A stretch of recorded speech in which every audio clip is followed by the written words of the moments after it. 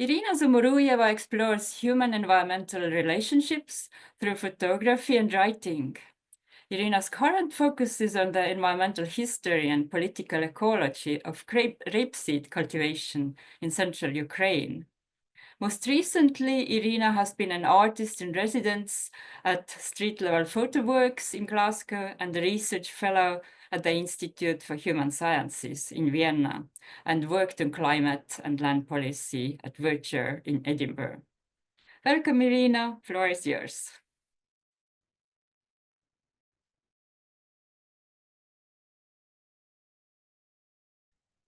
Thank you so much, Ep. Thank you so much for Ruta also for hosting this important conversation today. There is no good way to start this conversation, right? Because it's such a grim moment that we are speaking from today. We are approaching a 3-year anniversary of the full-scale war. You all know that this is an imperial colonial war, not just for territories, but for political control over the region. That there is many shades of destruction and violence that are going on, the very acute and very slow as well.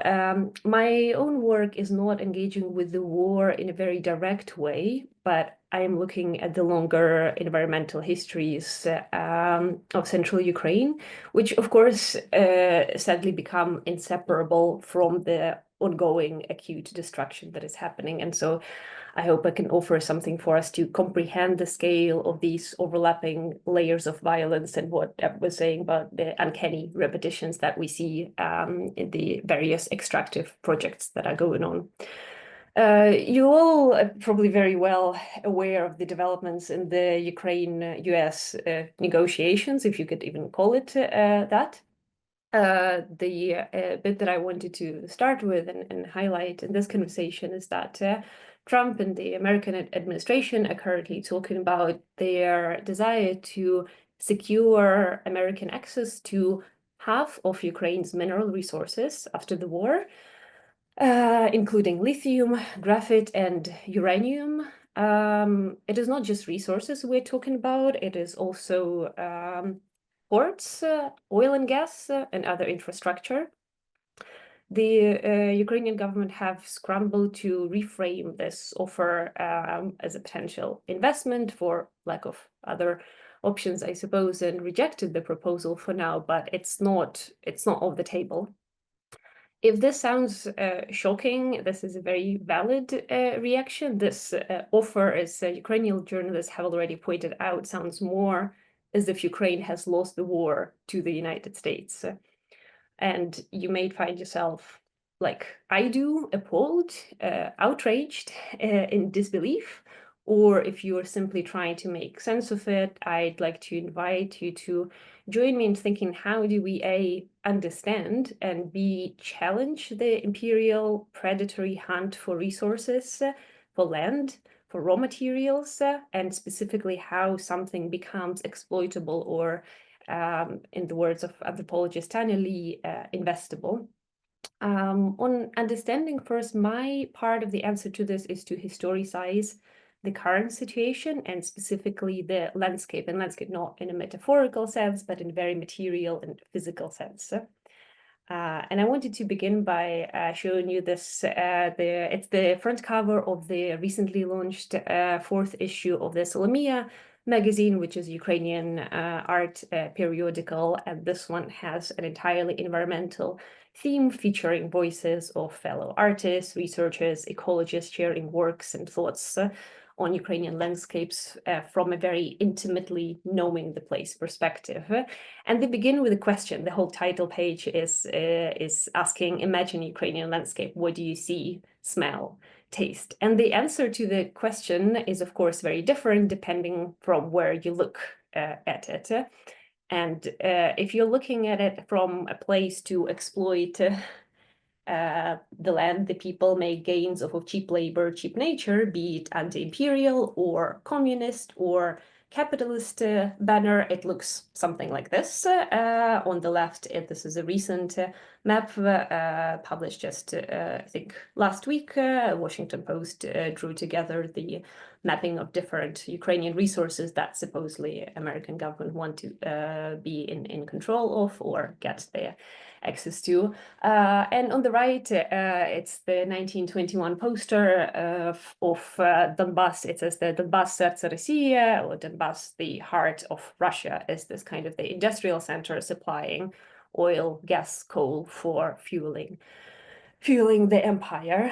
And I have personally been working on this. So Ukraine, as I'm sure many of you would know, has one of the highest percentage of arable land in the world. It's nearly 70%. The majority of it is crops, and not just any crops, but predominantly we're talking about export crops. In 2021, so the year before the full-scale war, this is how the distribution of these crops looked like. So this is not the actual where they're growing. This is more my attempt to visually convey the sense of what we're talking about when we're talking about Ukrainian landscape. We had nearly 7 million of hectares of winter wheat and sunflower, almost 6 million hectares of maize, closely followed by rapeseed and potatoes, totaling nearly 30 million hectares of area under monocultures. And I personally think that numbers never convey the full story, and it's very hard to even grasp what is a hectare, what is a million of hectares, right? It's that kind of the unimaginability of the scale that makes this even more difficult to comprehend. But what these numbers do offer us is a reckoning with scale, because when we're talking about 30% of, 30 million of hectares, we're talking about 40% of entire Ukraine. And this is, again, this is the area nearly the size of the entire UK that is under these 5 crops. So there is often this also misconception where we think about Ukraine as kind of this beautiful Carpathian mountains, which of course there are those as well, or these vibrant steppe ecosystems, but the reality is much more brutal and monotonous and looks very much more like the image on the side, which is the satellite image from one soil that depicts how patchy of the landscape that we're talking about. And there is one particular crop that interests me most in this constellation, and it's rapeseed. It's known by many names. For those of you who are speaking Ukrainian in the audience, you may know it as ripak or raps. It's also known as colza, canola. Latin name is Brassica napus. And it's, just as it has many names, it has even large amount of stories and histories that it's tangled into. And there's one that is, I think, especially relevant for us to think about today, the way that it's tangled into the climate and industrial story. So it's not the kind of the numbers of rapeseed in Ukrainian fields are not as high as wheat or maize, but there's something else that is very important to note about this. So in the past 20 years, rapeseed has seen a 613% growth in the area planted. So it really skyrocketed the area of its production. But it's not only the amount of land that it covers, it's the yield per hectare that increased also by threefold, and also the harvest, the amount of harvest that has been exported has increased, because it's the only crop out of these export crops that has more than 90% of it goes for export. So if wheat and corn, for example, 60 or 70% goes for export, some of it is domestically consumed. Rapeseed is grown primarily for export, and where it's going is important for the story, because the reason behind this growing scale and this steep curve of rapeseed production volumes in Ukraine is the consistent and high demand from the EU countries for Ukrainian rapeseed. Some of it goes for animal feed, some of it is turned into oil, cooking oil, but most of it goes for producing biodiesel, because rapeseed is one of those plants that you can convert into energy. And the reason for this steep curve is that in 2003, EU adopted a directive on biofuels and renewable fuels that set targets for biofuel usage in transport for EU countries. The logic being, let's try to decrease fossil fuel usage because of climate crisis, etc. The policy had a very turbulent journey. From promoting biofuels, EU eventually abandoned these targets and reformulated the policy, which followed the years of pressure from environmental groups and academic community, who pointed out that turning vast amount of lands in the EU or outside of the EU into the fuel farms does not lead to decrease in fossil fuel consumption in the first place. Second, it actually makes things worse because of how much greenhouse gas emissions in the production there is. So the cleaner, greener future did not arrive with the increase in rapeseed production, but what did arrive was the market for biofuels. Ukraine is not part of the EU, and 2003 marked the time that the rapeseed cultivation began to look like this very sharp, steep curve on agricultural statistic reports. It has to do with Ukraine supplying raw materials for Europe's energy transition, and political ecologist Christina Plank has been writing about this in detail. And to link it to today's situation, we have to make a detour into the scale of the production of rapeseed, or for that matter, other agricultural crops. This is the map here from Ecodozor, who are systematically gathering the damage that occurs because of Russia's hits to infrastructure of all kinds in Ukraine. And we have currently in Ukraine about 30,000 potentially hazardous facilities. About 3,000 of those are storing toxic agrochemicals.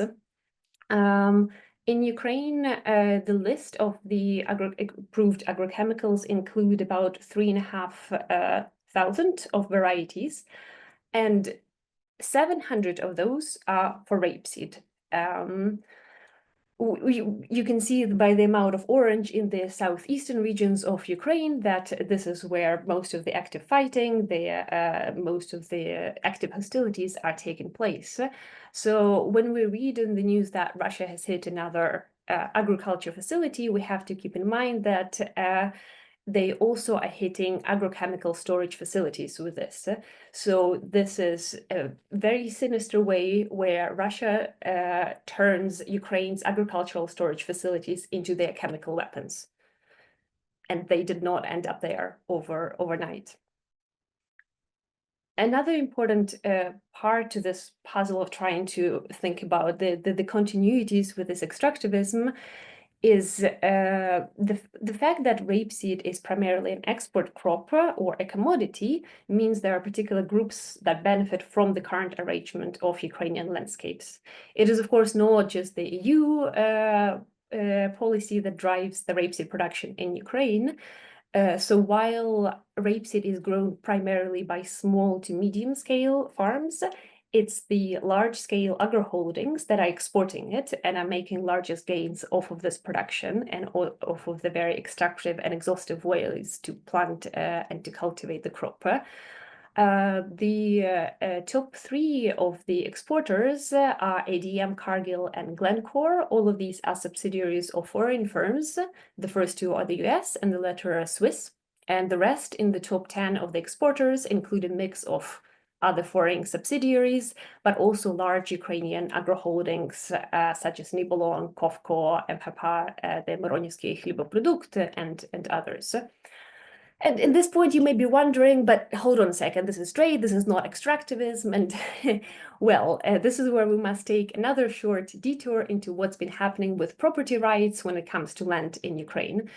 Some of you probably know that since 2021, Ukraine has opened a land market. So that means that land is a commodity in Ukraine. It can be sold and resold. It has been a very controversial reform passed during COVID-19 lockdown, and as agriculture sociologist Mamonova Natalia puts it, it would have been the biggest topic in the society if it wasn't for the war. And it is truly unprecedented situation we're talking about, because selling land during the war under martial law when many people have lost access to their lands is something that, truly unprecedented. And this brings us into the space of values when we're talking about commodities and trade, because what essentially Trump administration has offered with that deal is, and what Russia has been trying to coerce Ukraine into since the independence time, but also during the Soviet Union times, is a particular form of exchange. And this exchange is uneven. And when we look at the land situation in Ukraine, we too can see the unevenness of this exchange. For example, if we look at the cost of land prices, this is the statistics from before the wartime from Tallinn's Lee researcher. It